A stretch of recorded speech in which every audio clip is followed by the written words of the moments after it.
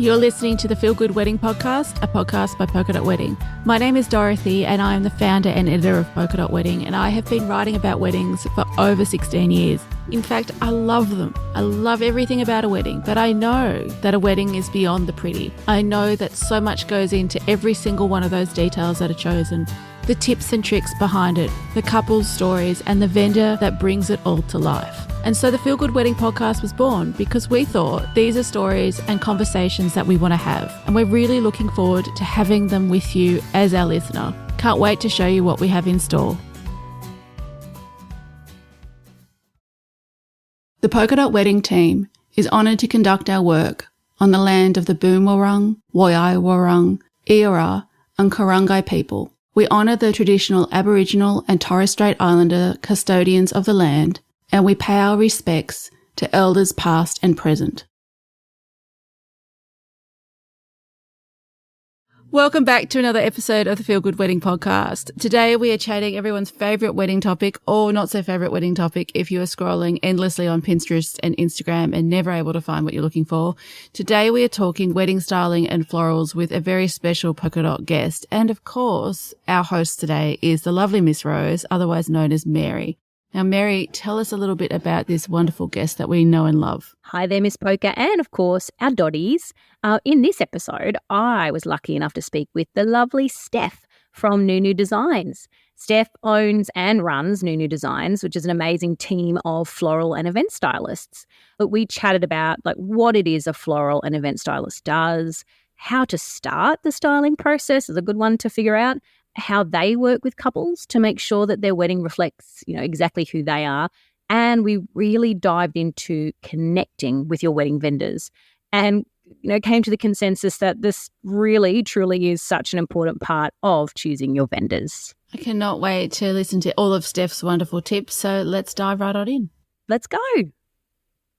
Welcome to another episode of the Feel Good Weddings podcast. It's Miss Rose, or Mary, here with you today, and I'm joined by the lovely Steph, who started Nunu Designs in 2016. She has not looked back.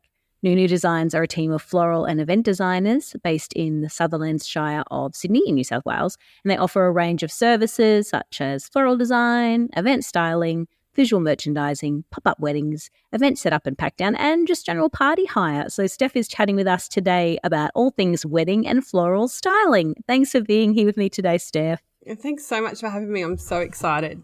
Oh, it is so great to have you. Now, look, tell us all about yourself and Nunu Designs. Okay, well, yes, I'm Steph, and I started as a one-woman show, back in 2016, as you said. Well, 2016 is when I went full-time. I started in around 2014, just doing on the weekends and working around my full-time job, which was a visual merchandiser. I worked in my little unit garage, which no longer fitted a car in it because I had all my stuff, and many neighbours that were very interested in what I was actually doing in that garage. But I soon outgrew that and decided to go full-time. And so we do. I started out with just florals and styling, but I still do visual merchandising as well. I'm a can't say no person, so I just have my little feet in and hands in many different little things. But I think being creative, you're always inspired by things, so you don't want to limit yourself. But so now we're based in the Sutherland Shire, but we travel all over New South Wales. I've got a beautiful team that work with me. It doesn't really feel like work, so I'm very lucky. And during the beautiful COVID period, we moved into a big warehouse in Miranda. So lots and lots of extra room to get nice and creative. Amazing. Look, what inspired you to get into this work, within the wedding industry? I've always done something creative. So with visual merchandising, I was always drawn to designing windows and in-store designs and things like that. But I had a lot of friends that were getting married themselves, and I always just looked at their flowers and just thought, oh, gosh, I love that, or I don't like that. And I thought, you know what, maybe as a little hobby, I should just go and do a couple of courses and just for something to do, actually, because I always like to keep busy, and then found that I loved it. So I just kept going and doing more and more courses, and started doing a few friends events, and then next thing I know, I've got a new job. That's amazing. Was it, weddings in particular that made you go, like you were wanting to do the floral designing, but what was it about the weddings that made you go, do you know, I could actually, this is an industry that I could really, put my mark on in terms of designs and styling and floral styling? Like, what was it about weddings in particular? I think for me, I'm a real people person as well. So I loved the element of working with people. I love to make people happy. So, majority of people are pretty happy at a wedding. So that's really nice. Yeah. And I just think, especially after I did my first wedding, it was for my best friend.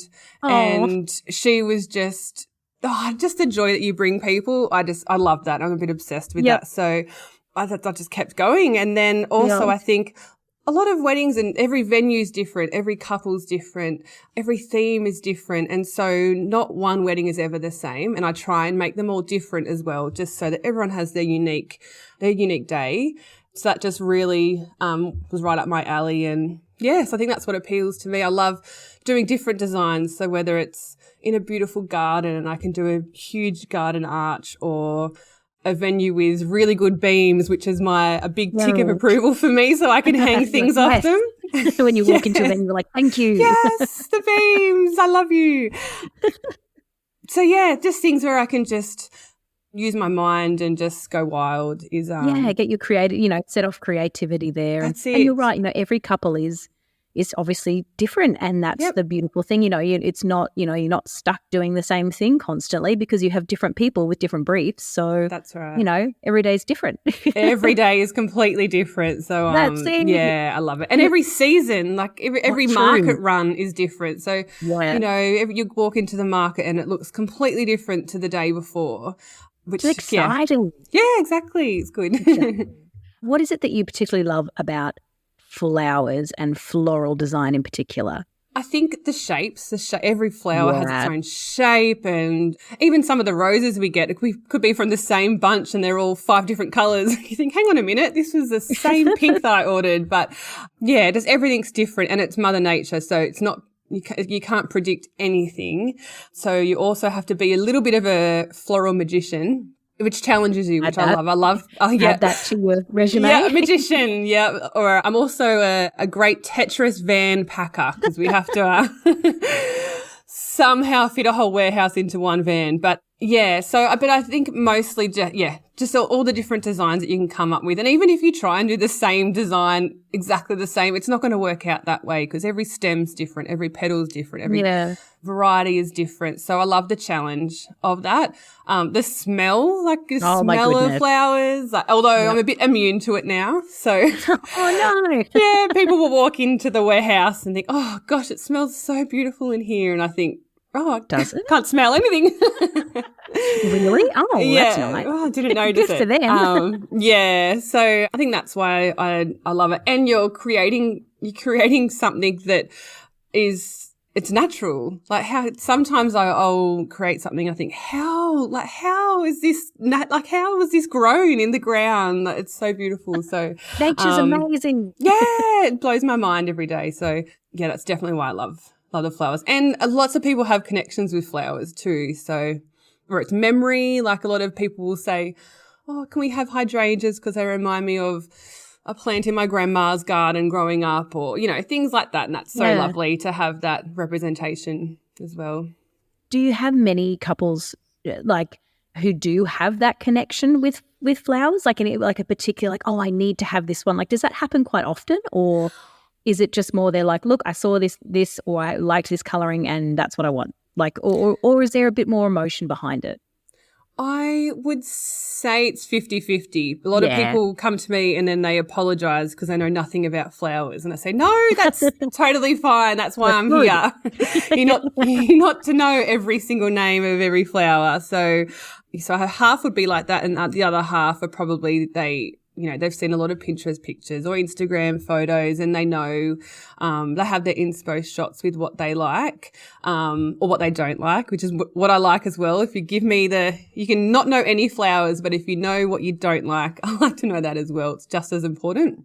yeah, so it's, Do you think that if a couple is coming to you, like even just from their first briefing, like is it a good idea to have things like a Pinterest board or, you know, a kind of a mood board around it? Or is it kind of just nice to sort of be like, these are the ideas I had, but be a bit more open and fluid to kind of chatting about the process and what they want it to look like? Or do you prefer them to have a little bit more kind of structure around what they are kind of looking for their wedding? I think for me, it definitely comes down to each individual person. So some people feel really comfortable being in control. So they don't like someone coming in and saying, yeah, which I totally understand. So I just will treat them a little bit differently to someone that doesn't know what they want and they just know what bridesmaid dress colours they have or groomsmen suits that they have or the colour carpet of the venue or things like that, and they need a bit of guidance with what colour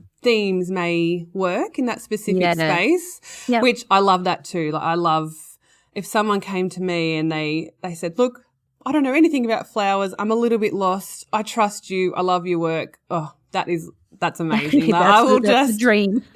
I will just run with that. And, yeah. And also it's a very good, big compliment because if someone's chosen you because of your work that they've seen before and they have that trust in you, like you're going to create something amazing. But equally, if someone comes to me, it's always good just to have a couple of photos saying like, I like this shape or I like this amount of coverage or things like that, then I'm happy to work with that as well. It also helps with quoting because flowers can range hugely in cost. So I can get a bit of a gauge with their expectation of how floral heavy an event would like to be.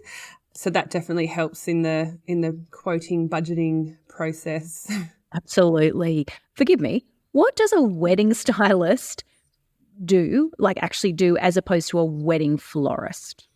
If that makes sense. Yeah, totally makes sense. So basically a wedding florist will generally a lot of the time just work purely with the florals.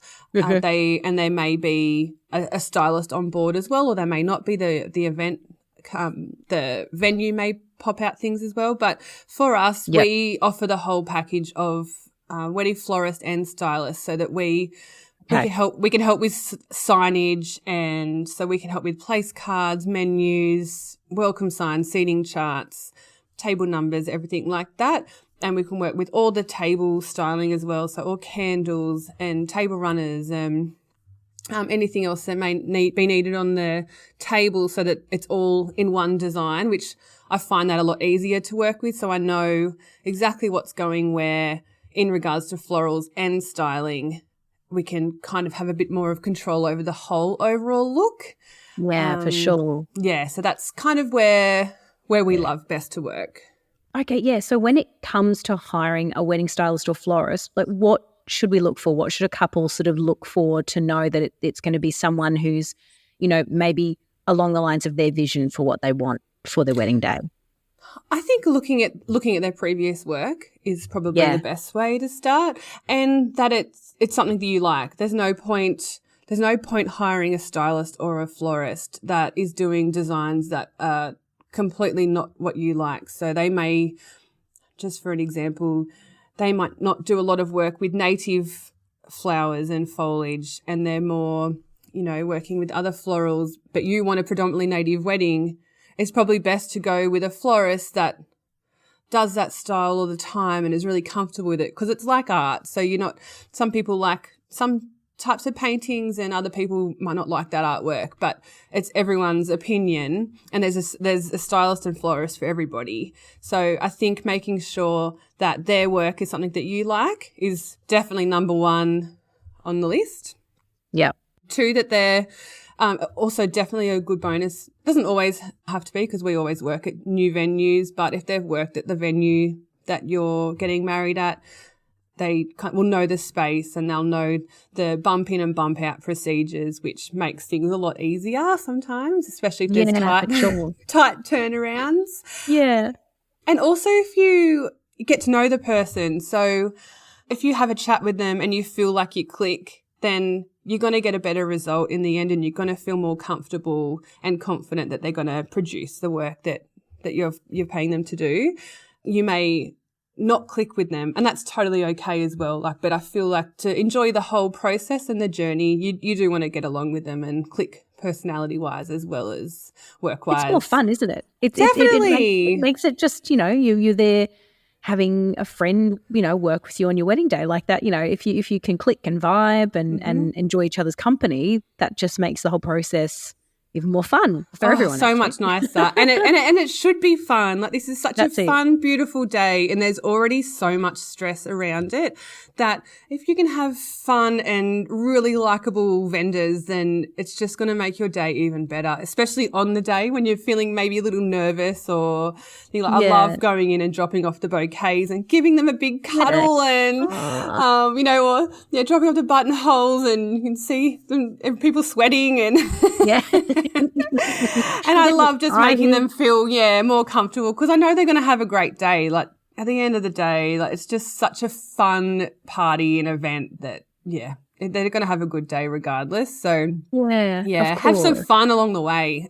That's it. And in terms of clicking, with any vendor, with your stylist, with your florist, that sort of thing, I'm sure most sort of suggest having, a sort of intro one-on-one chat to find out, about the day, about the vendor, and to see if you click. Is that something you definitely recommend for couples to do with any vendor, is to kind of book in that initial consult to get to know each other and to get to know what type of wedding, the couple want to have and what type of work the vendor does? Definitely. And I think so. Like, for me personally, it is really important that I mean, these days, it used to be before COVID, you used to always meet them one-on-one. But now with Zoom and FaceTime and things, I don't always meet the couple one-on-one because we're so used to meeting online. Yeah. But I feel like it's really important for me as well to meet my clients, because if I get their personality and I feel like I know them, well, I do know them by the time their wedding day comes along. If I have to make any decisions on their behalf, that I don't want to bother them on their day. I don't need to bother them on the day, but I know confidently what they would choose and what they would want me to do, then I can just make it for them, and then the day runs so smoothly. Yeah. That there's no hiccups, and that's why you do meet your vendors and make sure they're good vendors, so that they can be making those decisions on the day, so that you can just sit back and relax and get ready. Such a good point. It is such a good point, because if you trust your vendors and trust that they know your vision and that you've spoken to them and you've totally on the same page, that's just one less thing that you'll have to do on the day if there are any last minute things that sort of go down, which ultimately there generally are. I do. I've got a good example was on a weekend we had a wedding, and it was surprise a beautiful sunny day, but there was a lot of wind. Like, it was so windy, and I knew that this couple had a vision for the ceremony, and there is no way I could have done it in the wind. Like, it would just not have looked how that they would have wanted it to look. I would have had to substitute some of the designs. Things would have fallen over, and it just wasn't going to be how they wanted. So I said, no, it's going to have to be inside. It's still going to be beautiful, and I'm going to just make it amazing. And I went and spoke with the bride, and she was just like, you're the expert. I trust you. You know what I want it to look like. I'll just do whatever you think. So I went back, and the ceremony looked amazing. The photographs are beautiful. I've already seen some preview shots, and it was perfect. And then and she went and had her photos outside afterwards, and they are amazing as well. And I need to stalk this. She sent me a message the next day just saying, wow, like, I can't believe what it looked like, and thank you so much. And I just had so much trust in you. And there's no way that any of the vendors could have pulled off the ceremony outside. But she just trusted me so much that she just knew that, like, that's just what we're going to have to do. And it was perfect. It was inside. Everyone was comfortable, and it just looked amazing. So she's very, very happy. And, But yeah, that's why you trust your vendors, because they do this every day. They do. many weddings a week. Yeah. So we see product. everything. Yeah. So you know what you're working with, and you know what's going to work or what's not, and you do it, every day pretty much, and building that rapport with couples so that they can go, yep, go for it. Go for it. Yeah. I mean, obviously no one wants to 100% do plan B, but it was the absolute best option on the day. And it just paid off like far out. Their shots look so good. I got the preview on the Sunday and went, oh my gosh. I gosh, you have to send this to us. Yeah, I will. You guys will love it. You guys will absolutely love this wedding.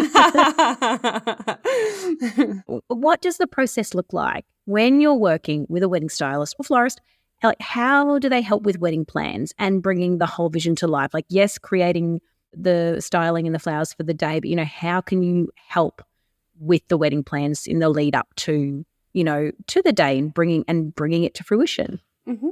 So I like to start, or basically from when the couple contact me, I'll just get a basic or a rough kind of idea of the day and what the things that they're after. Basically, so we can get together a bit of a quote so that they know a bit of a budget as well, and they can put that into their overall planning.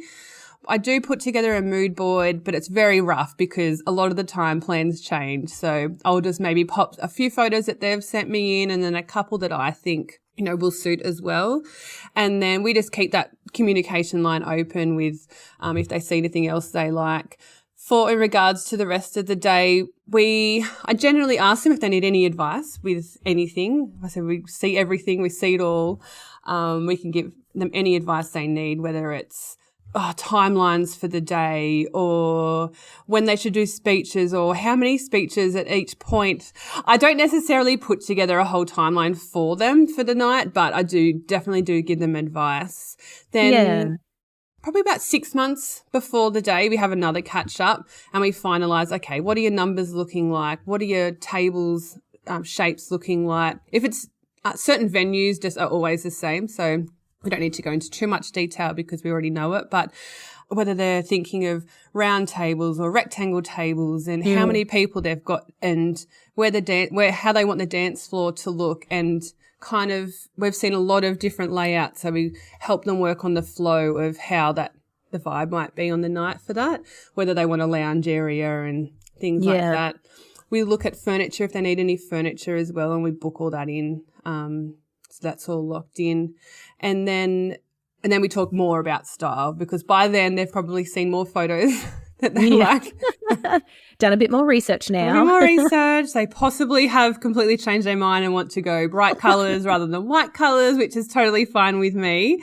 And then we get into the nitty-gritty about 3 to 4 months out, when we're getting all the rest of their vendors down, so we can also contact them and know who they are. And because as well, you tend to work with a lot of the same vendors, especially the wedding industry is pretty small, so you do know a lot of people. So I like to get excited as well about knowing who I'm working with on the day, because you're there for so many hours. It's pretty fun. Yes, that's kind of how we do it. And then we touch base with a lot of them and the venue and make sure that bump in times, bump out times are all set, and loading docks and all those little bits and pieces that we need to do. And then we touch base and make sure that, we're prepared, that we're dropping off bouquets and buttonholes before the photographer, and we're not holding anyone up, and making sure the timelines align for the day. You mentioned before about, I think this is a bit of a tricky one, isn't it? You mentioned before about budget. Yes. Budget, I think, is there's no sort of hard or fast answer, but, how do you sort of begin to set a budget for flowers and styling? Like I'm sorry, you can tell I'm saying that sort of quite like, preemptively, because I know it's so hard to say, well, this is exactly what you do. But I think for couples, that's one of the first things they need to think about, and it's really hard to know what a budget for flowers and styling sort of looks like. Definitely. So I think flowers a lot of the time surprise people with the cost of them, because especially after COVID, they've gone up so much, and so it does shock a lot of people about the cost of them. But there's also little tricks and things that you can do to, use your budget well. So I would say probably for an average wedding, a budget would be about to 10 to 15% of the overall wedding cost would be flowers. If you want it to be more floral heavy, I would say about 20 to 25% overall cost. And that's kind of a good, perimeter workaround. Indicator. Yeah. And it all depends. Not everyone wants lots of flowers. So, and there's definitely ways that you can utilize the budget by focusing on those big wow points that are going to be in your photos. So, the arbor, and you can reuse the arbor at the reception if that's possible for location wise.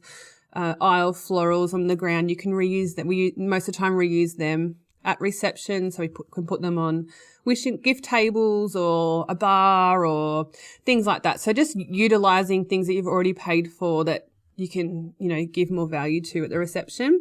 I love the idea of the reusing some of the florals or the styling elements, from ceremony to photo shoot to reception. Is that something that a couple can talk to you about, in the planning process, where they can say, look, this is our budget. We want to get as much from that as possible, and we'd love to kind of create, the day to kind of have as many florals as we can within that budget. Is something like, well, okay, how can we create a look that is quite floral heavy, but it has kind of moved the florals from one part of the day to a different part of the day quite seamlessly? Is that something that they can talk to you about in the planning process? Yes, yeah, definitely. So the best thing for me is if someone does have a budget, says, look, we've got this much to spend. We love this look. What can we do for that? And I would always say, like, obviously your bouquets because they're going to be in photos, your arbor because that's going to be in your photos, and then another wow factor at the reception. And then you can keep table florals to a minimum. People are sitting at the tables as well, so sometimes that blocks it in the photos and things like that. But in regards to repurposing, so arbors and things like that, if we're able to transport them and maneuver them to the reception, then definitely, like, that's such a good impact moment that you can use at your reception. For things, the one thing we don't do is we don't cut down our flowers from an arbor and put them on the bridal table, because it's completely, and I always advise against that, and we don't do that. It's totally different looks. So if you're creating something that's meant to be looked front on and then you're putting it on side on, it's just not going to look the same, and you don't know whether it's been really windy or really hot or it's started to rain or things like those lovely elements that we can't control. And it's a whole bunch of time as well, isn't it? Exactly. Like it's not as simple as cut place. It's, if you're going to take all of those flowers and greenery, that's a whole X amount of hours of work to remove it from that to exactly. kind of create a whole new look. Yes, unfortunately we can't just, because imagine if it only took like a couple of minutes to turn something around. That would, that would change the whole scene. Yes, definitely. So I do always suggest have something on your bridal table that we have made for your bridal table. You don't want people walking in and, one, it's not there yet, or two, it's been out in the sun and it just looks a bit tired and things like that. So I always say use the ceremony items to enhance your reception and make it, look even grander than it is. But yeah, there's so many little things you can do. You bring back the welcome sign and the welcome sign florals and sit it with your seating chart, and just anything that you can repurpose, I would, but just in certain spots. And is that something in terms of repurposing styling items? Because it's not, your budget is the flowers are part of your budget and so are your styling items. Is that something like that you could repurpose as well as part of the reception area? I know it's not, obviously not everything. You're not going to be able to use everything. But, if you've got like a kind of set up like a kind of a lounge area, before the ceremony started or in between the ceremony and reception, if you wanted any of that shifted, is that possible to reuse again, or is that me daydreaming? And it's all possible. It just depends kind of where the reception is in relation to the ceremony. True. So because it's all labour and you've got to you don't want to be carrying in lounges when people are trying to look for a lounge to sit down on. Yeah, that's a good point. Good point. Yeah, or charging through. Like an arbor's all right because people most of the time understand that, oh, wow, they've moved that from the ceremony. But when it's big furniture items, you probably want them already there unless it's, not that far away, like 50-meter walk or something that, could be okay. But it would all really depend on, the location of the reception to the ceremony and the amount of time in between. Yep, absolutely. And this is the thing with styling. It's so easy to love so many different styles of decor, and there's so much inspiration. You can have so many things now, so you can pack out your ceremony, you can pack out your reception with all of these different elements, which are incredible. But, what questions should a couple, ask themselves, to get to a final style or a final floral look, sort of a final destination of what they want it to look like. Like, where do they even sort of begin to decide how they want the decor to look? Yeah, it's so loaded big question. There's so many pictures on Pinterest and Instagram, and I feel like every time I open my phone or every time I do a new wedding, I think, oh, that's my new favorite, or I love that. So I can imagine how hard it would be to try and narrow down one style for your day. But normally if couples are a little bit unsure, I'll get them to send me all the photos they like, and then I'll pop them into a couple of different mood boards, which I think they fall into. And then we'd sit down together and go through, okay, well, this is what this theme would look like. And generally they do head to one theme that I've put together. And I would also give my opinion to what I think would look best in that venue or, that space, because you could love a certain theme, but the venue has, a completely different shade on the walls and the carpet, and it's just going to clash, and it's not going to work. It's not actually going to look exactly like the theme because there's other factors in place. So I would also, put my suggestion forward for that as well, and just say, no, I honestly think this theme would work a bit better. Yep. Which is why you hire people and, to give our opinion. So I'd probably do that. Yeah. Exactly. And like you're saying about the venue having quite an impact on things like the theme or the colour, in terms of the wedding colour palette, are there, apart from looking at your venue and seeing what's there, do you have any other tips for how couples can kind of arrive at a kind of a colour scheme that works for them and for their wedding?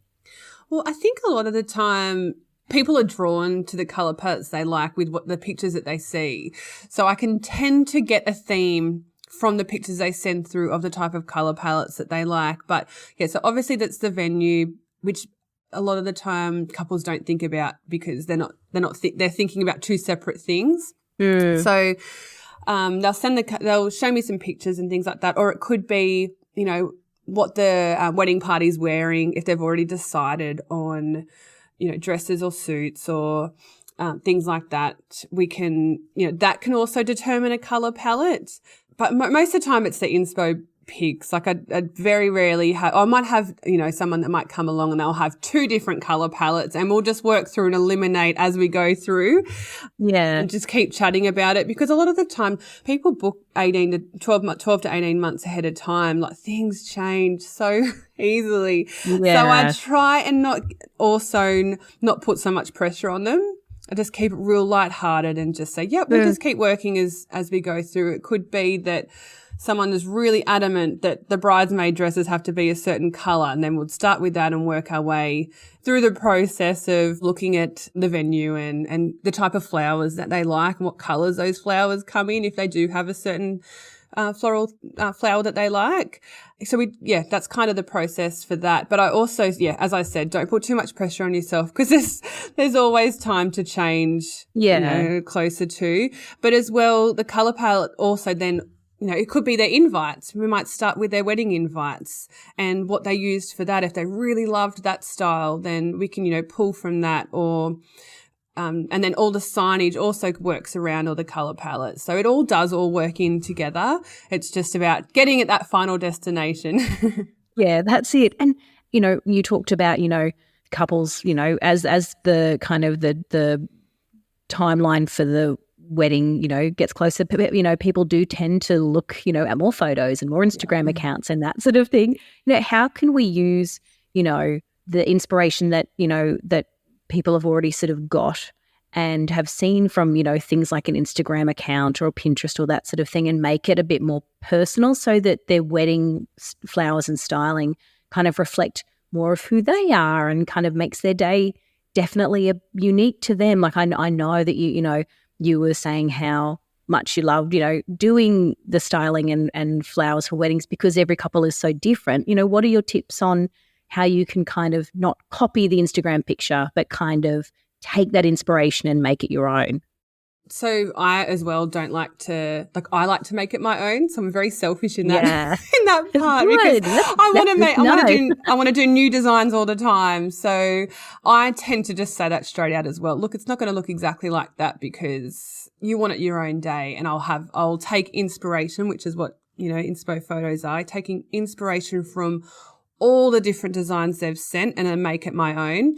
I think that's where the trust comes in, that they just know that I'm going to do a really good job. But I think as well, looking at the venue, like the venue's Instagram or Pinterest accounts or their websites, and seeing what has worked and hasn't worked in that, or what you haven't liked in that space, will get you an idea of what you do like. But when I get to know the couple, you could have someone, I don't know, you just get to know so much about people just from their body language and their conversation, whether, they might be a little bit more reserved or they might be just wild and crazy. And I know that I can pretty much push the limits and do something crazy. It's just reading people and knowing, you just get a pretty good gauge. Even from their emails, you can get to know a person. So if someone's a little bit more conservative and they're showing me more conservative, bit tighter designs, then, I'll keep that within my boundary. But, or they might have just mentioned something that,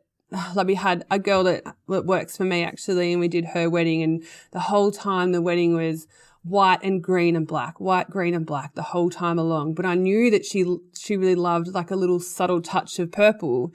And then when I got to the market, there was out of season, all these flowers were as well, these beautiful, really mauve violet flowers. So I just knew that she would love that. So we grabbed them and put them in the designs, and she loved it. But you just get to know them, like you read them and you know that, what, they would love that, and that's going to make it their own.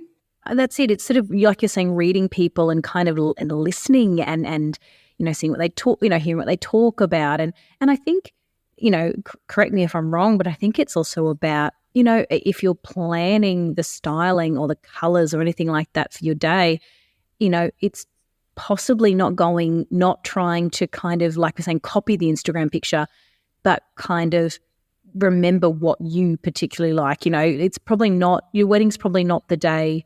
If you're someone who loves a lot of colour, loves all the bright colours and everything, is it a true reflection of who you are to suddenly just have everything completely white? It's sort of, going, even though that looks beautiful on that, Instagram feed or on the Pinterest when you scroll it, it's sort of going, hang on, wait a minute. What do I wear? What do I have in my house? What am I drawn to when I go out to eat?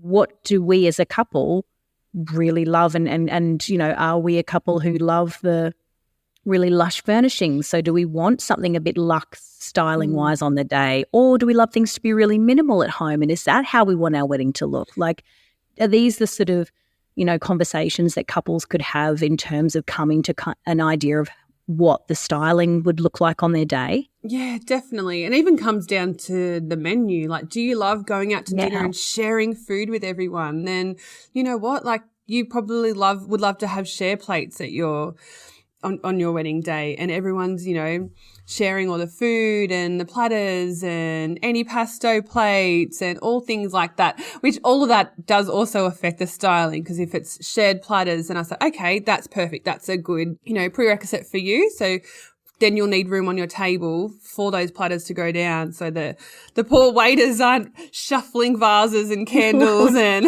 all I just remember, as soon as I walk into a venue and they just look at me with horror, like, we've got share plates. I'm like, I know, it's okay. I've mapped it out. Yeah. I'm all over it. Yeah, but that's going to affect your table styling so that then that the night does flow seamlessly, that, candles aren't falling over and burning napkins or flowers or things like that. Slightly important. Yeah. Yes, very important. Yes. Yes. Yeah, no one wants that entertainment. Well, I mean, but like, no, that's morbid.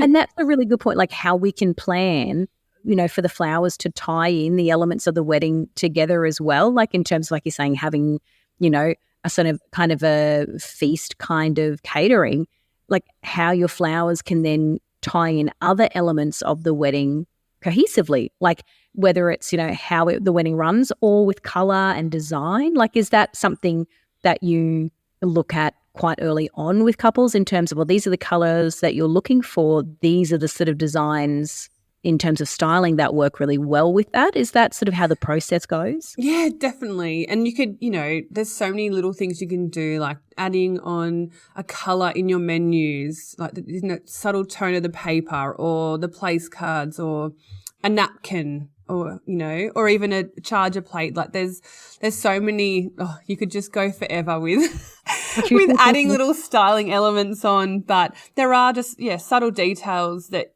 like I always think if you're doing, you're doing the house flowers before the wedding day, you want that to tie in with the rest of the flowers as well, so that your photos are then have the same theme and it's seamless from the house through to the ceremony, to the reception, to the signage. Like you do, because at the end of the day, when you get back your photos, that's your timeline, or your video as well. That's your timeline of the day. So, just little touches throughout all the different areas. It really does tie it all together when you get that end package.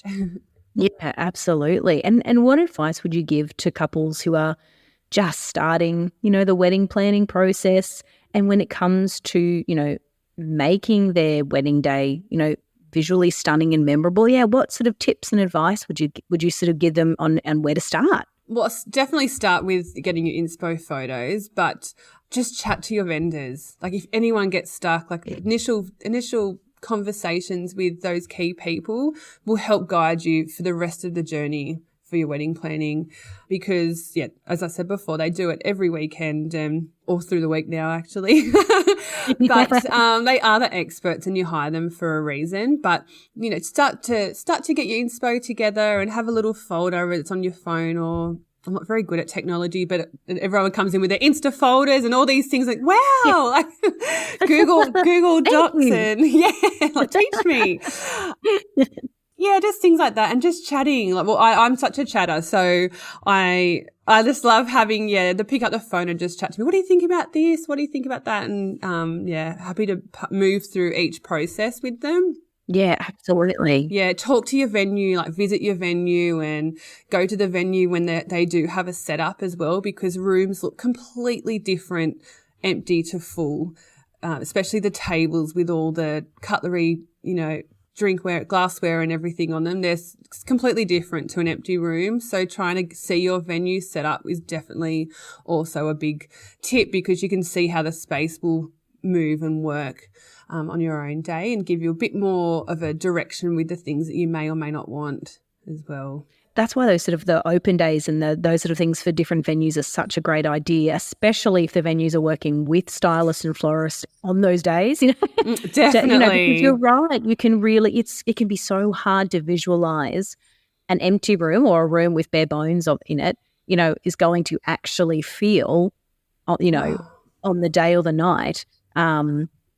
Even in a picture, if you look at a picture, but you can't get the whole bearings of a room, or if you see the room when it has round tables set up, but you're thinking that you might want rectangle tables set up, it can change the whole dynamic of the room. So I think seeing it set up with how you think you may like it is definitely a big win if you can.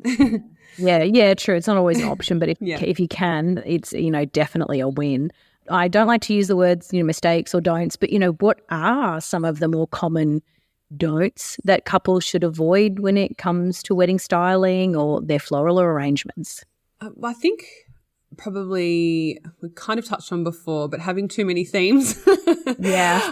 Because it just confuses you, but and working with your florist on those themes. But for putting too much pressure on yourself as well, like, gosh, it's not often that each couple is running an event like onto this size. That's not what they do. Most of them don't do for a job every week. So it can get really overwhelming. So I think putting so much pressure on themselves to, you know, it has to look a certain way, or they need to do certain things to please other people. Like at the end of the day, it is just about, you know, the two of them. So keeping track of, you know, what's important to them and not, getting distracted with outside fluff, because one, it's probably going to end up costing you too much money, and two, it's not being true to yourself. So I think that's probably the biggest mistake.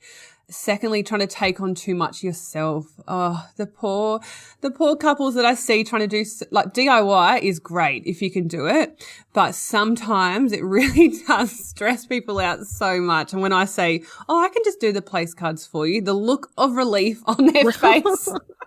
Like, oh, thank you, Steph. It would be huge. Yeah. So I think, thank you. Yeah, try not to biting off, more than you can chew, like just keeping things. Yeah, there's so much that goes into planning a wedding. So if you can delegate to people, then delegate to people. So absolutely, they're my two biggest probably things that I would see. Yeah, totally. Mm. And even myself, like I bit off too much more than I could chew for my own wedding. If I could go back, there's so many things that I would not have done. I'm so with you. I had a DIY smush vendor's wedding for mine, which was, oh my goodness, I did 12 or too. 15 years ago. And while it was great and I loved it, oh my goodness, this is going to sound like a vendor push. It's really not. It's just more that I would have outsourced so much more than I did. I'm the same. I did my own flowers, and I remember looking down at my fingers when I was signing the registry thinking, oh my gosh, I've got floral hands. Like, it's that one day I didn't want floral designer hands, and here I am. But anyway, that's a learning thing. Now I get to tell other people. Well, don't do it. If you haven't, planned a wedding or had a wedding day before, you don't know. And look, there are some things, I agree with you. Like, some things if you know that you are really excited to do it and really happy about it, then go for it. Mm. But if you know that if you stop and actually go, hang on a minute, is this going to cost me more time and stress? Is it worth that bit of extra money, or is it worth, outsourcing that or delegating that? Like, it's having those conversations together to really make sure that you have a really beautiful, fun, as stress-free as possible day. Definitely. It's that one day it's all about you. Like, make sure that you take advantage of that. That's it. Do you have any tips on how, apart from saying, outsource or, have the conversations about what you can or cannot take on, do you think, there's any other idea of, do you think there are any other ideas for how we can kind of keep everything as streamlined as possible, whether it's in the planning or on the day? I think there's so many great checklists out there and resources now that even I would love, like, I use, but they're so good that just keep you on the right track of things that you need to plan, and like when invites should go out and all those little, do little checklists for before the day. And then on the day, working with your venue, a lot of the time they might have a little run sheet to work with, but I think getting that run sheet together and asking anyone for advice that you need, whether it's your photographer knows so much information about ceremony times and the light, and they're so important. They are really the wizard on the day. They know so much information. So I definitely recommend having a good chat to your photographer while you're making that timeline, especially if and I'm just going to give a big boost to the photographers, but if on your day it's really important for you to get sunset shots or nighttime shots or something, then that needs to be put into your timeline and everything worked around it. Because if that's really important to you, then yeah, you need to work towards that. So I guess that would be a tip, is if there are non-negotiables on the day, then putting them first in timelines or checklists so that, they're not forgotten about, and you can see that that's the most important thing that you want to achieve that day. Obviously, getting married is number one. Yes. Added. Let's do that. Yeah. But if you want to join in your cocktail hour with the guests or, canapé hour, then yeah, making sure you write that down so it's not forgotten about and that everything can work around that, because yeah, end of the day, it's a big celebration for them. So that's the most important thing. Yeah, exactly. If the florals and the wedding styling are a really important element of the day for you, what are the sort of the processes or the questions or the things that you can be doing to make sure that's really clear to your stylist or your florist? I think basically just tell them we love flowers and we want them to be a really big a part of our day. When someone comes to me and tells me that, I, one of all, just want to give them a big hug. And then secondly, I'll take a look at their ceremony, ask if they have any ideas to start with, as well as their reception venue. Are there beams in there, and can we do an amazing, hanging installation that is going to be, either above the bridal table or in the center of the room or things like that. And just by looking at the venues, you can, for me, I can personally I just start dreaming, like we could do this, we could do that. So maybe just coming up with some suggestions for them with some costings. And then we go together on that journey to work out, what's the best for them, shapes of tables. And I think for me, basically, once I start talking to the couple and seeing the photos, like, you can't shut me up. I will just keep going on about the things with flowers that we can do until they say, wow, okay, I think that's enough flowers now. Good. But you're excited. I'm so excited. I love what I do. So it's, very good. And you can so tell that. And I think that's something that couples shouldn't take for granted with wedding vendors, is that if someone that they've chosen to, help them make their vision, come to life, if that person is as excited as they are, it's going to be good. Like it's going to look good. It's going to feel good.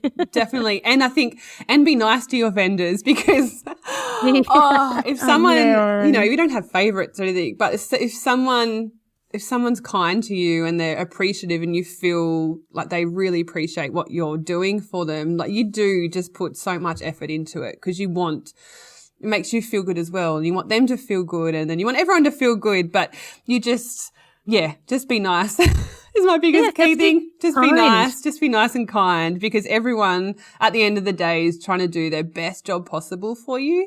And if you appreciate them and trust them, show them that you trust them, that's why you've booked them, like they will just create the best day above for and you. Beyond, won't they? Above and beyond, isn't it? Like it's look, and tell us about some of your favorite wedding trends for the year ahead, or if you're not a fan of trends, which is that's totally fine. Like, what are some of your favorite details that you've been seeing recently, or can see coming into play in weddings? My favorite thing is color at the moment. Oh my gosh, we have just done over the last couple of months just some beautiful color. The one on the weekend was a beautiful color, just like blues and yellows and purples and oranges and pinks, and there's a lot more colour coming through, which is so exciting, as well as bright colours. We've had a fair few really bright coloured weddings, which is super exciting, and they photograph so beautifully. So I feel like that is coming more in than the traditional white and blush and green that we've been seeing in the last couple of years. But then for me, I'll do a few colour weddings and then I'll go back to white and think, I love white. So I love all colours. And this is the beautiful thing about weddings, isn't it? Like we said before, they're all different. Every couple's different. Every wedding's going to be different. we're in the wedding industry and lucky enough to see all these different color palettes and all these different styling themes and everything, which is so exciting because, you know, it's not necessarily about trends, but you'll see something done one way and go, oh, I love that. And then the next week you'll see something else done another way and go, oh, I love that. Like it's beautiful. It's art. Like it's so exciting.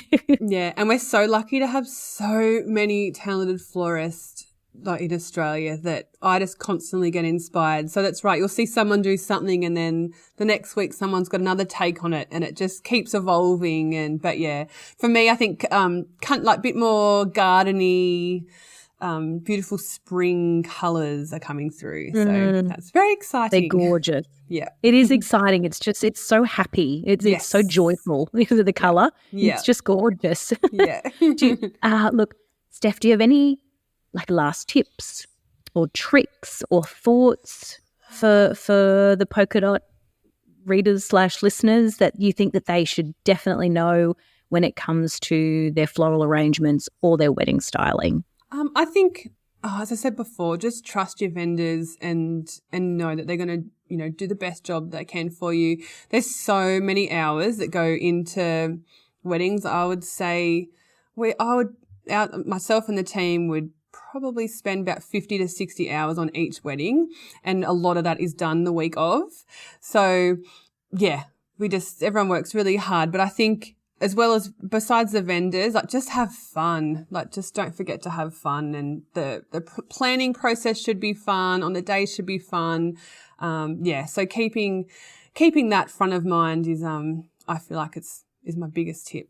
It's important, isn't it? And I know that it's important to you as well. You've mentioned to us that, couples kind of really making their wedding look and feel like them and trying not to, be swayed by too many traditions or too many must-haves, and really making it about themselves is really important to you and the team. And I think that's really special and really important, especially now when you can do so much, in terms of creating your wedding day to look how you want it. So I think, like you said, trusting your vendors, speaking with your vendors, and having fun is one of the best ways that you can achieve this for sure. Yeah. And you're going to have such a great day. If you're relaxed and confident that everything's going to come together, then you're just going to relax and have the best time. So it's good. You are. And that's the whole idea. You're getting married. It's incredible. Like, it's the start of something amazing. Have a ball. And it goes so fast. And I know everyone said it to me before I got married. It's going to go so fast. And you think, oh gosh, no, I've got a 6-hour package, but come on. It flies. So just, try and enjoy every moment. That's it. What's on the horizon for Nunu, like Nunu Designs? What's happening? What's coming up? Or you guys just head down into wedding season? Yeah, I feel like wedding season definitely hit us crazy. We've just had a really huge few weeks, but so fun as well.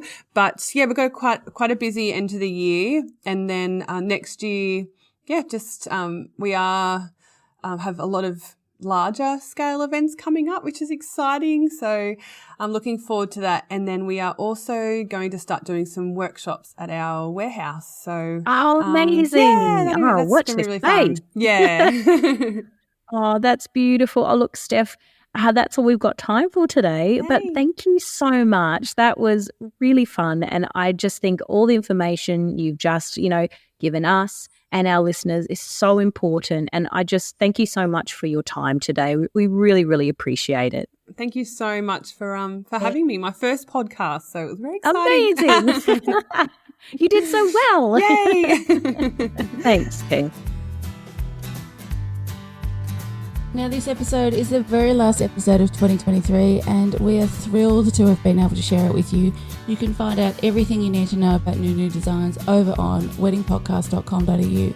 You can also find full written show notes there, including a full written transcript of today's episode, and of course, how to book Nunu Designs for your own very bit special day. Now, the Feel Good Wedding Podcast is made and built for you, and we want to make sure that we're building a podcast that you love and that resonates with what you want to hear. So leave us a review, send us an email, and give us all your feedback, because we would love to hear it. We wish you all the most wonderful festive season, however you celebrate, and we cannot wait to be back in 2024 with amazing guests and amazing interviews just for you. Have a very amazing 2024.